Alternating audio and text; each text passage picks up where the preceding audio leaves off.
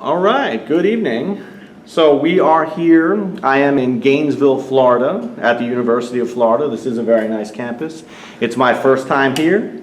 So can I ask you to state your name and the name of the organization and I guess your rank in the organization? Okay, so my name is Amanda Guzman. I'm the president of Gator Freethought, and we're here at the University of Florida. And should I say a little bit about my organization? Absolutely. Okay, so what we are is we are an organization that kind of goes against traditionalism. We focus on rational thinking, critical discussion, and kind of like logic instead of just appealing to tradition. But we get together bi-weekly and have discussions about kind of non-traditional topics, politics, religion, feminism, the like. Okay, that's great. Now, Amanda, what is kind of your story? Did you grow up in a religious family? When did you start becoming a secular atheist? Okay, this is hard. I grew up in a Catholic Christian household, and then when I was about 7 or 8, I was introduced to the Mormon faith by my mother. And I was there for a couple years, and I think that's really what started getting me thinking about the idea that what people were telling me, what adults were telling me, was maybe not the whole idea. Especially, I think, the role that women played in the Mormon church. So what they do is they actually separate like the young women and the young men. And the young men got to do things like Boy Scouting and going out on trips, and the young women got to bake cookies and talk about first aid, and it just didn't really sit right with me. And the Mormons are wonderful people. They're very, very sweet. But I think it was just that they have a very personal relationship with their God, and I just didn't feel that. And I didn't want to lie to them, so it was kind of a difficult thing as a kid. But yeah, that's probably what started me on the path to atheism. That's Mormonism is a little bit, it's funny, I think R.N. Ra, he's a very prominent atheist in Texas. He talks about how he also came out of Mormonism, and he says they still claim him on their registry, like their census. Now, your atheism today, I mean, the things that cause it, I mean, is it caused by a lack of belief in biblical stories, a lack of scientific evidence, maybe a belief that religious people are pushy liars, maybe all and more, Probably a little bit of all of that. I would say that I'm an agnostic atheist, so that I don't believe in God, but if someone was to show me clear evidence, I could be convinced. But at this point in my life, I think I try to imagine like what would that evidence look like, and I think that I would be able to rationalize it and make it into something that wasn't really evidence, more likely than believing in God. So that's probably the type of atheist that I am. The things that religion that like frustrate me about it would probably be its role in politics in our country, its role in subjugating women. I'm an avid feminist, and I really think that religion plays a big role in why we think that females need to do more of the emotional work, more of the moral work. And that's also part of the reason I wanted to do this interview. I'm not really into doing interviews a lot, but I think that female atheists need more of a voice. Yeah. Yeah, no, it's interesting you brought up that with women. We discussed Seth Andrews before. He's a writer, and I got to interview him a couple of months ago. And I don't remember exactly, but later on in the day, he was doing another speech, and he said a woman came to him and gave him instructions on, the Bible says this, therefore you have to do it. And then he showed her a verse in the Bible where it said a woman should not give a man instructions. And so, now of course he doesn't feel that way, but he's showing her like, you're going by the Bible. The Bible's not, That's something we talk about a lot in our club, because we do have a lot of non-religious members. And there is that frustration because many of us are very well versed in the Bible. I know a good bit of the Book of Mormon. And so when we are having these conversations with religious people, I do find that a lot, that they just don't know what's in their Bible, especially with what's going on right now, and a lot of the like anti-Semitism and the anti-Muslim sentiments that are going on. I think so often I hear people talk about how the Quran has these calls to kill, and I'm like, but the Bible has the same stuff, you know? Stuff. Yeah, absolutely. Yeah. And everything. You kind of touched on this before, but could a God exist? I mean, you're open to that possibility? I guess we... Yeah, as open as possible. So with the information available, I'm definitely not inclined to draw that conclusion. But, you know, I'm not all-knowing. I can't tell the future. Maybe information will come to light and I don't want to be the person that said it was impossible when it is. But I'm pretty sure that there's not. I guess as you were coming out of being a religious person, did you ever deal with like a fear of hell or a fear of punishment? No, and it's hard to even really consider myself in the past as a religious person because I was so young when I was being indoctrinated that I feel like it never connected for me. It was always like I felt like adults were like, oh yeah, I prayed and I felt God, you know, speaking to me, and it just never sat right with me. You know, I tried to pray and I would try to follow the rules of what I was supposed to do, but they just seemed very arbitrary. I was confused why my friends were different religions, and like, you know, the Mormons that were in my church were like, oh, well, they're going to hell, and I was just like, but they believe a lot of the same stuff. So that's what got me exploring agnosticism to begin with. But yeah, I felt like I was lying if I was gonna go along with it. And I was baptized in a Mormon church. And I think it wasn't guilt that I was gonna go to hell, it was guilt that I was not feeling what everyone else seemed to be feeling. It's interesting you brought up the Bible, and that and there of course is a lot of really terrible stuff in the Bible. There is calls to kill, there's stupid laws, and you know, there's terrible sexism, as you pointed out. I'm trying to think of what off the top of your head, because it's going to lead into my next question. Like, I remember seeing like it said you should stone someone if they work on the Sabbath day. Right? Oh yeah, if you're wearing two different types of materials in your clothing, if you shave as a man, if you have sex before marriage, or if you can't prove to your father as a woman that you're a virgin, then he can stone you. He can stone you. So, yeah. Why do you think? You know how when people will talk about their high moral character, right? They'll say, "I do the right thing because of the Bible." And we see politicians do this. They hold the Bible as being like this great moral character. You've seen that, right? Why do you think that is? I really think it's traditionalism. You know, because I grew up around religious people, I definitely have you know, a sympathy to that perspective. You know, as an atheist, I think there's this misconception that we're like trying to deconvert everyone, and like that's not the truth. I mean, at least not for me. It's hard to say because every atheist is pretty different. But I think the issue is religion does not deserve a role in government, but it does, you know, especially in the Republican side of things. And really, Bernie Sanders just being culturally Jewish is already enough of a crazy idea.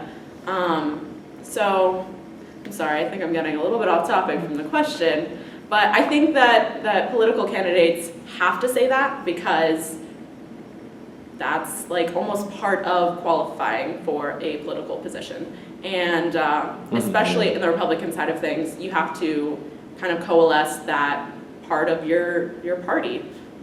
So it's just part of playing the game of politics.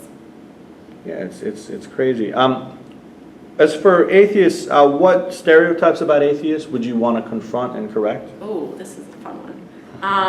I would say the number one thing is that atheists come in all kinds of flavors and colors, and just because you're an atheist, it's not like a religion, and it's not a religion. I think that's probably the biggest misconception.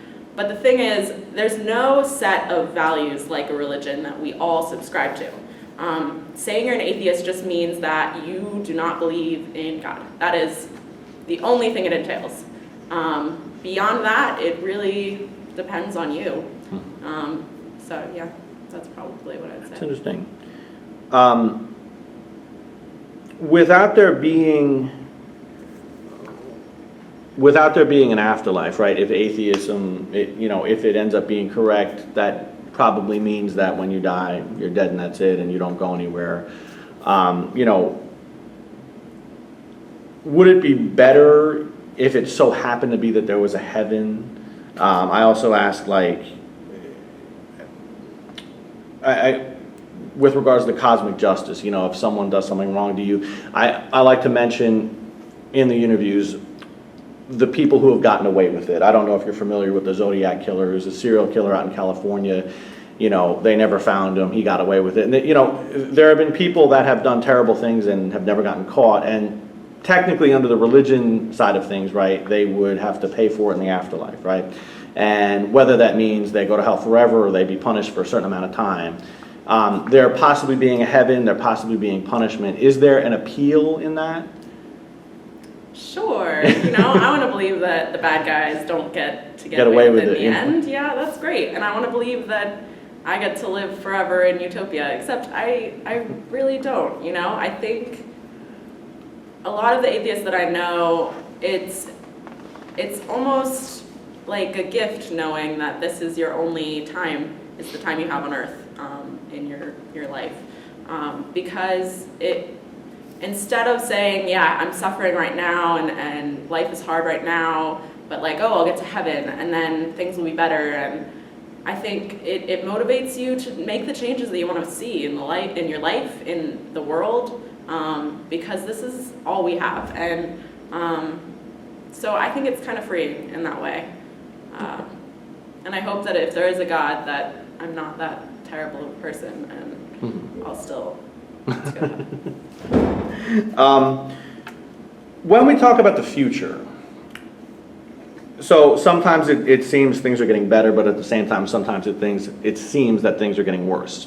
It does seem like the secular atheist movement is picking up. I've been told it's the largest growing religious segment. But at the same time, I can turn on my TV and see suicide bombings and a lot of religious intolerance people. Do you think things are getting better or worse? That's a very large question. Some people in the past, they divided up in America and in the rest of the world. That's what okay. Mr. All right, that might be a little bit easier. So the question, just to clarify, is regarding the environment for non-religious people? Yes, okay. And regarding the environment for forward thinking and people really looking at the facts as opposed to... Okay. Well, there's definitely a lot going on right now. I think as far as outside of the U.S., it's still really hard to challenge tradition, to be forward thinking, to be liberal at all, and especially to be non-religious, especially in theocracies that we see in the Middle East. But even in Europe, there's a lot of division between religions themselves. So I would say in the rest of the world, it depends. The Western world, probably, it's getting better. But you can even look at Ted Cruz. I think there was an atheist that asked him, kind of as an atheist voter or an atheist American, what do you see that you could do for me? And he completely shut down the question, which as an atheist and a voter and an American, it hurts that we're not represented. We're not thought of as people, or as equal people at least. And we're not the ones blowing up buildings in the name of a book that was written thousands of years ago or hundreds of years ago. So it's definitely frustrating. I think it's getting better. We're growing. But we also don't have that, or I guess we're getting better at kind of building a community in the non-religious community. So like our group, or two of our groups, we actually have 2 groups on campus. And it's a great place for us to kind of meet up and realize that there are other people with similar values that, and you can find that community that is so rich in religious, or in religions, really. So I think that that's really the way of the future. We have to talk to each other, we have to be open, and we have to be open with our religious friends as well, you know, allow them to understand our perspective, and to kind of combat the myths that exist about atheists. That's great. That's great. Should we maintain religious freedom? So, yes, sure. Why? As long as it's difficult, because there's that move to kind of label atheism or agnosticism or secularism as a religion to give it that equal freedom. And while I don't think that atheism should be labeled as a religion, if that's what it takes to get us to have a voice as well and have equality and have the same rights that everyone else does, maybe that's what's necessary. But I think religious freedom has a place as well. It shouldn't be used to justify corporations becoming religiously affiliated and deciding medical issues that their people face, especially women. It shouldn't be used by really anyone to justify limiting anyone else's freedom. So religious freedom, as long as it's not imposed upon other people and infringing on their rights, I would say. Should proselytizing be legal? Someone standing on the street corner saying, you know, believe in Jesus, believe, you know. Sure, yeah, we have a lot of that on campus, and it's a blast for us. We go out, so there's 2 freedom of speech areas on campus where people are allowed to proselytize, and they're allowed to do that, absolutely. Honestly, some of them probably shouldn't because they say mean things, but we go out and we like to talk to those people. Tom, the preacher especially, he comes to our campus every couple months, just to kind of see what the other side is thinking, to get that conversation going between religious people and non-religious people. But yeah. That's great. I mean, when people, it's interesting you brought up the people being mean. When people take offense, when you don't see things their way, and I'm sure you've been through this, I've been through this, I'm sure you have as well, where someone will, like with me, the big one was Noah's Ark, and I mentioned this in most of my videos. I knew someone very religious, they would talk about how the world was flooded and Noah brought all the animals on the boat and the whole story, and I would just say a couple of polite contradictions. First of all, maybe it was more of a local flood, and second of all, it didn't happen, right?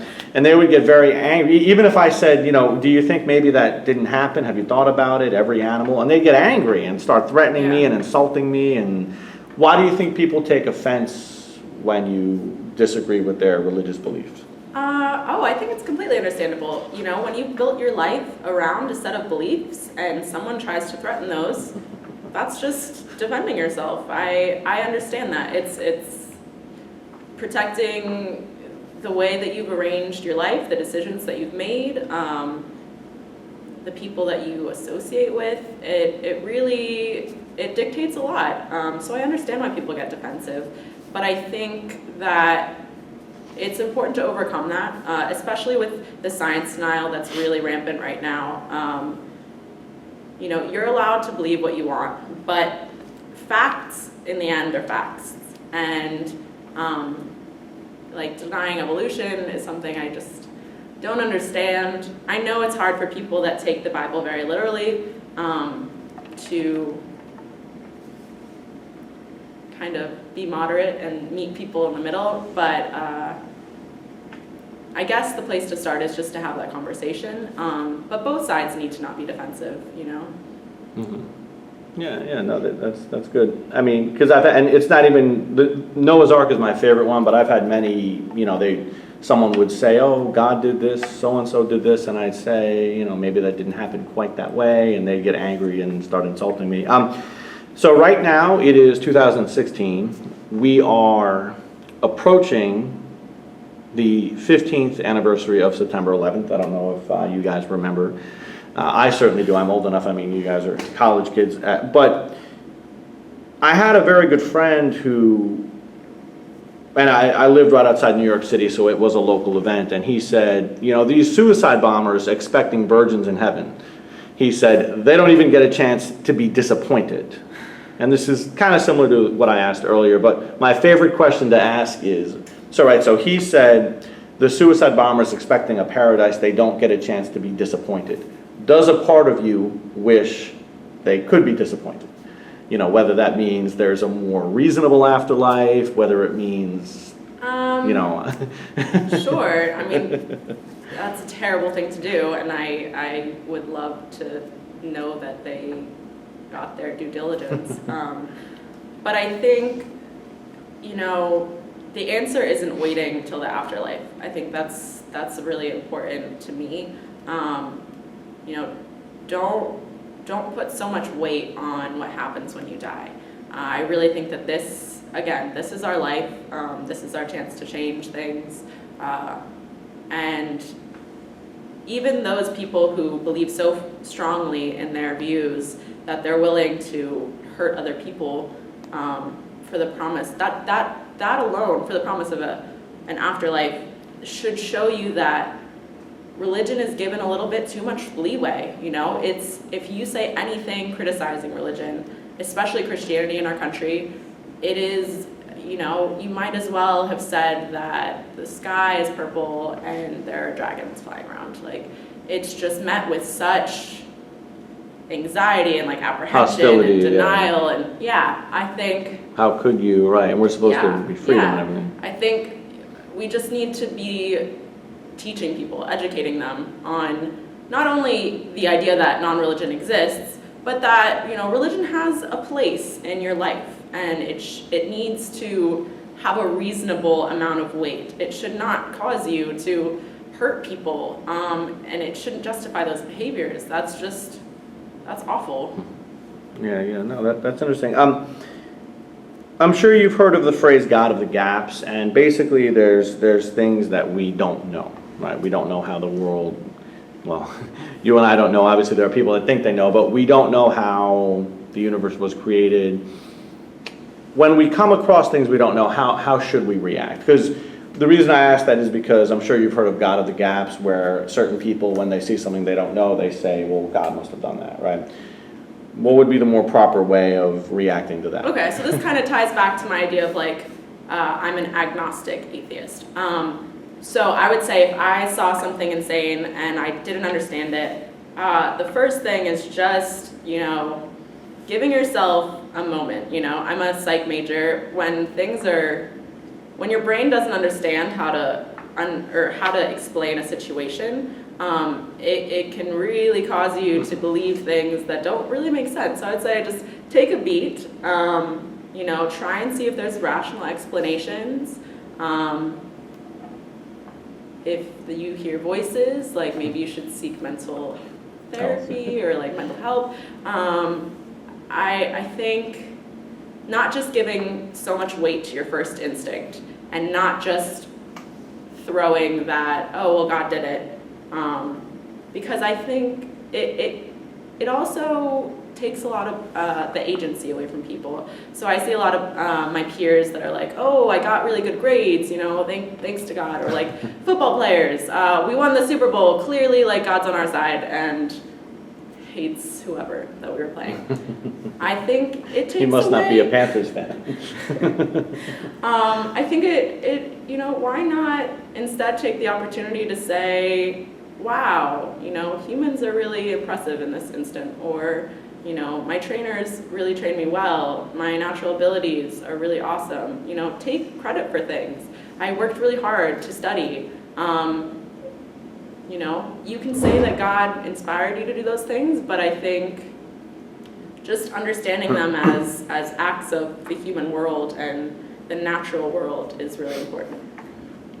people like a Kenneth Miller, I'm not sure if you know who he is, but there are people who, so Kenneth Miller is a professor of biology.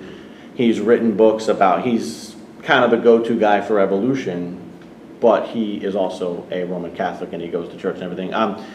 And these things happen. There are scientists that work on science all day long and they understand science and they know what you're supposed to know and they still believe in God and go to church. Do you have any thoughts on that? I think that's the way it should be. If you're going to be religious, you should be able to separate your beliefs from science, from politics, from, education. So I celebrate those people. I wish that more people of faith felt that way and were able to kind of compartmentalize their faith. I think, especially as a non-religious person, it's frustrating to see so many really intelligent people kind of set themselves back by putting so much weight on religion instead of being able to justify those same decisions with science or something more reasonable. Mm-hmm. That's interesting. I mean, if it's someone's first day wondering, if someone's early on, so I think on the way in we spoke about how I grew up religious and I always knew God was there, and I assume there must have been a first day of, and I assume a lot of the atheist activists that started out religious, they probably had a first day wondering, or I guess an early period of, hey, is this really true? And the path that led them to, so if it's someone's first day wondering, if they've always been religious, they've always gone to church or whatever, and today they said, gee, is this really true? What would be your advice for them? Ask questions. Definitely ask questions. That's really where I started. Even within the Mormon church, I would ask things, and a lot of the time I wouldn't get an answer. I would get told that those questions were inappropriate, and that alone should show you that something's not clicking right,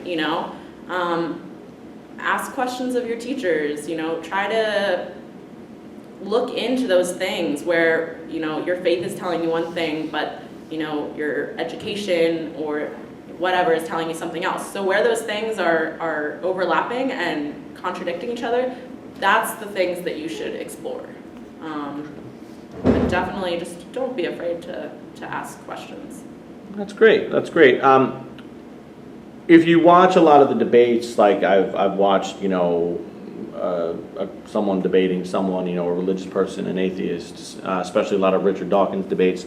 Some people will point out that, Stalin was an atheist, Mao was an atheist, Pol Pot was an atheist. Does it matter that those people were atheists? Does that, Again, I think it's important to remember that atheism just means that you don't believe in God. It does not mean that you're a good person. It does not mean that you're a bad person. It doesn't mean you're a feminist. It doesn't mean you're a liberal. We come in all shapes and sizes. I can rattle off plenty of religious people who have done plenty of awful things, or people who have done awful things in the name of religion, and there's a lot more of them. So I would just point that out. Yeah, that's good.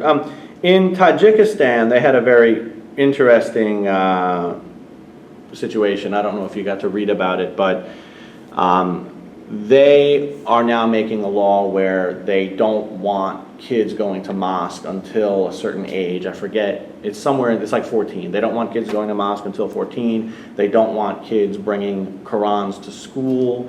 They're putting a lot of restrictions on it. Now, in the framework of America, in the framework of the United States, obviously that's wrong, but their situation, they might be dealing with what, terrorism?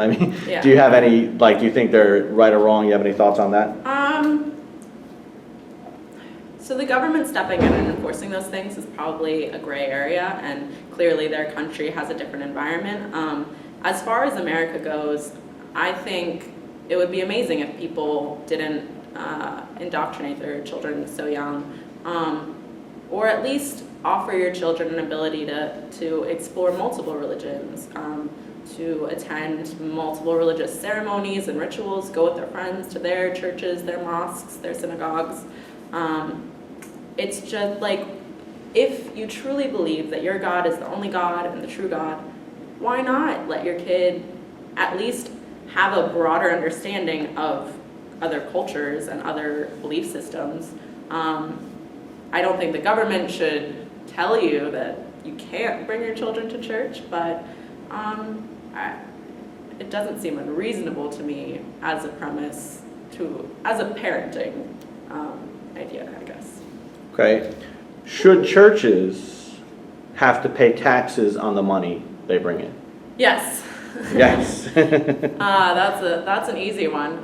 Definitely yes, especially when they're contributing so incredibly much money to our politicians. If they want to donate that money, they can have a loophole for that. Fine, that's fine. But if they're using it to buy land, to build more churches, to Joel Osteen, to big buy houses. houses and cars and boats, yes, they should definitely pay taxes. It just makes sense. And it's even just looking at the fact that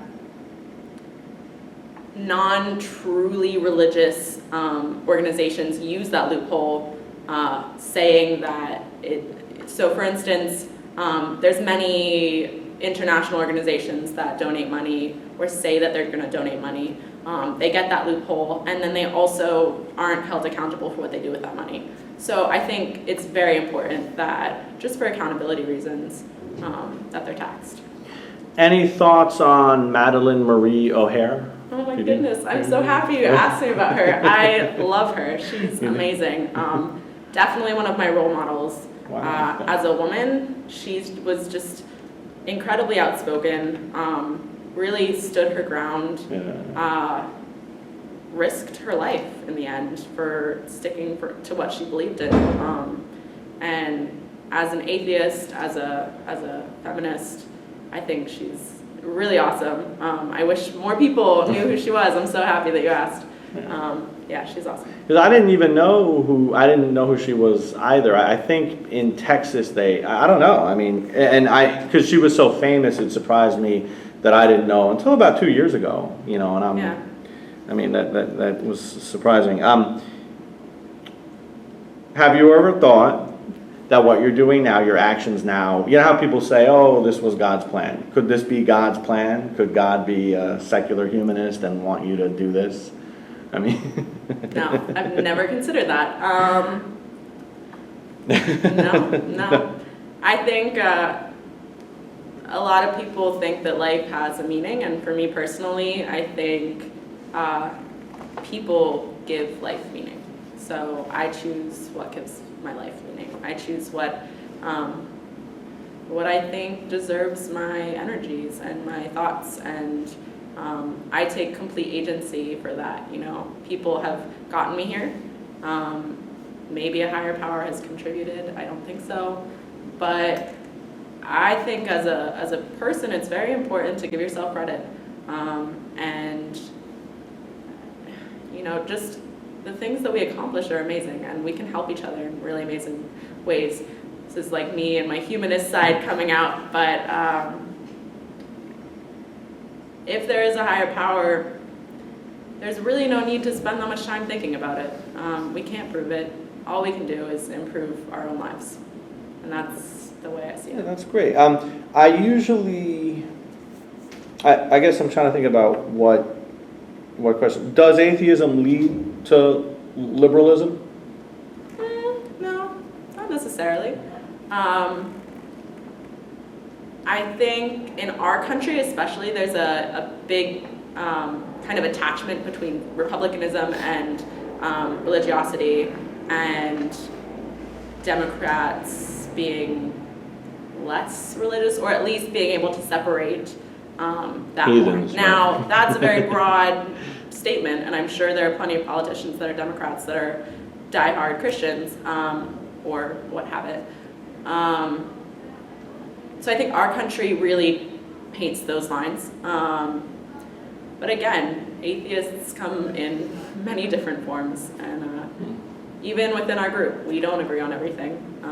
That's what makes it fun. We have these discussions, we share information with each other, and we hold reasoning accountable, or we appeal to reasoning, and not just, that's the way my parents did it, or what the book says. That's what the Bible says. It's not all bad stuff in the Bible, but the good stuff are things that you can come to on your own. Don't kill other people. It says kill people too. It's very confusing. I usually end by saying, did you have any questions for me or any statements or anything like that? No questions really. I would just encourage people that were having questions about whether religion is real or not, again, to just ask questions. Don't put so much power in one person.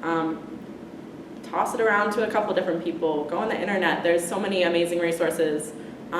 If you don't understand something, try to educate yourself. We live in a world where we have infinite amounts of information at our fingertips. You don't need to just follow a book or follow one person or follow one group of people. Go out and find your own values. Listen to yourself and trust in your own abilities and your own agency. All right, great. That was great. Amanda, thank you very much for being a part of my podcast. We're here at the University of Florida. I'll throw that little logo in there, but I'm going to stop recording. Thank you very much. Thank you.